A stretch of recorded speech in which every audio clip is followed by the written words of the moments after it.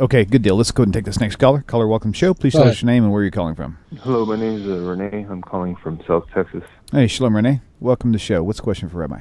Yeah, I just have a quick question. I just don't understand a little bit. I've heard that a Jew is only a Jew if his mother is a Jew, not if the father is a Jew. Is that correct? Yes.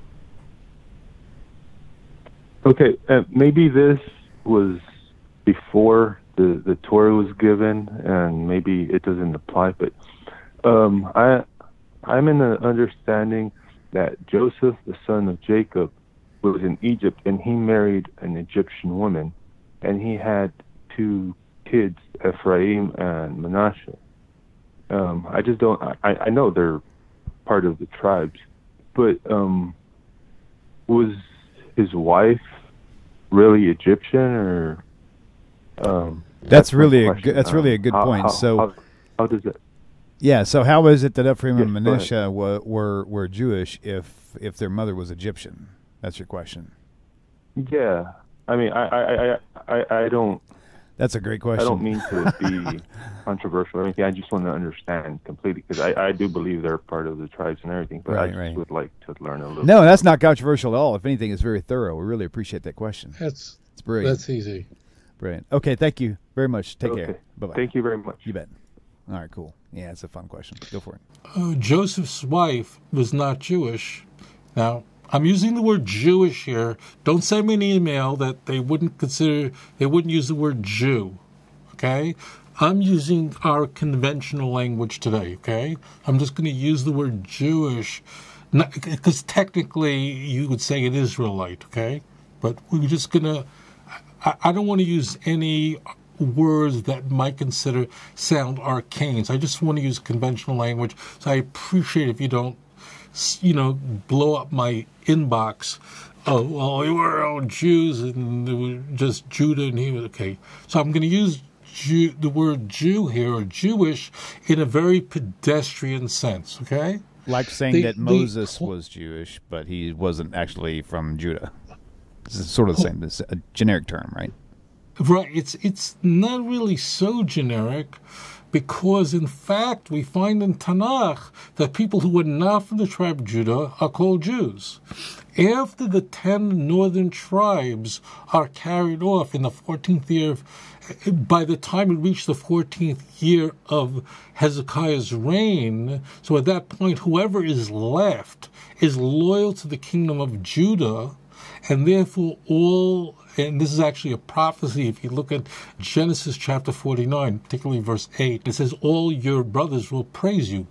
Jacob is conveying the most ecstatic blessings he's bestowing on Judah. So this is in prophecy, that ultimately a sense that all the children of Israel will ultimately be called by your name, which is the way it is today. Because among us today are not just descendants of Judah. I'm a descendant of Aaron, the brother of Moses of blessed memory. So I'm not a Jew technically. But you see, for instance, in the book of Esther, that Mordechai, a central figure in that traumatic event, was Ishmael. He was a Yehudi, and he was also Yemeni, which means he was a tribe of Benjamin, but he's called a Jew. Well, which is it? Well, the answer is that he's a Jew in that conventional sense, but he was from the tribe of Benjamin. But because part of the tribe of Benjamin was saved and did not join the northern kingdom, and therefore were not exiled, therefore they're among us today, and certainly Mordechai was one of them. So you see explicitly in Tanakh that someone who's in the tribe of Benjamin is calling himself a Jew. Okay? So that became convention, not now, but that already is convention in Tanakh. In fact, you find in Isaiah in chapter 36 and 37, I'm not going to go into the back and forth between the messengers for Sancherib and the Jews, but Hezekiah's representatives beg Reb Shaka to not speak in the language of the Jew, but rather to speak Aramaic. So you see there that it's already, the word Jew is already means the Jewish nation. Okay, so before Mount Sinai, there were no Jews in using command. That's the point I wanted to get to. It means that of course, they were the children of Israel. Means the sons were the children of Israel, mean the children of Bnei Yaakov, Bnei Avram, Yitzchak, Yaakov, but they were not a Jewish nation. They didn't become a Jewish nation until they received the Torah at Mount Sinai. So therefore, Abraham and Sarah were not Jewish in our conventional sense. Now, you would say that Abraham and Sarah, Avram and Sarah, were the parents of the Jewish people. Absolutely. And Yitzchak and Rivka were the parents of the Jewish nation. But there's also another nation that came out, that's Esav.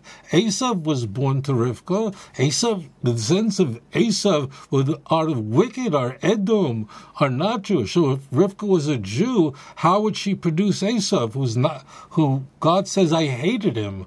Read the book of Malachi. So this is very important. So here's the deal. Technically, we could say Jacob was Jewish, but that's not correct. The nation became a nation as it stood underneath the mountain and received the Torah and said, Na'aseh v'nishma, we will listen. That's where the nation became a nation of Jews. And understand this, that when someone converts to Judaism today, what they're really doing is, they're doing what we did. In essence, all of us converted at Mount Sinai. That means we accepted the Torah from Hashem and so on and so forth. When someone today says, I want to join the Jewish people, the nation of Israel, and become a Jew, we say, fine. Then what's really happening in a conversion was say, okay, then you have to go through what I went through, except you're doing it now. So therefore, Joseph's wife, Osnat, the fact that she was Egyptian, not whatever, is completely irrelevant. None of it's relevant. I mean, who was Moses' wife? Who was Zipporah? Who was she? I mean, her father was a priest of Midian. I wouldn't say a priest of idolatry. He ultimately would choose the God of Israel because Vayishma Yisro, Yisro heard about the great miracles, and he came and he abandoned his old way. So therefore, until Mount Sinai, no one is Jewish in a conventional sense. I'm using that word Jewish in a very broad sense. You won't find that kind of language in the book of Exodus. But we're just going to call it, no one is part of this nation that is chosen, this Mamleches Kohanim v'Goy Kodesh. And that's why it says, read Exodus chapter 19, verse 5 and 6, that you are a unique nation.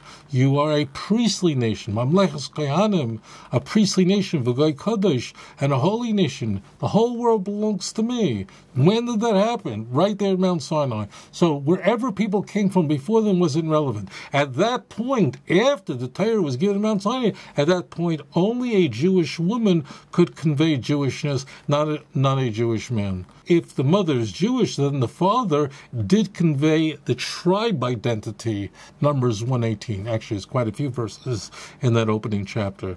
So I hope that wasn't too complicated. We think of Isaac, we certainly think of a Jew. We think of Rebecca, we think that she's Jewish. She really technically was not. She certainly was the mother of the Jewish people. Before Sinai, it just didn't matter, in other words, because they were just, it was after Sinai when it actually mattered. Before Sinai, there were, of course, the Noahide laws. Everyone was responsible living according to that. The patriarchs and matriarchs did keep the Torah. You'll now find Abraham, when they were in the land of Israel, they kept the Torah. You'll never see Abraham eating pork.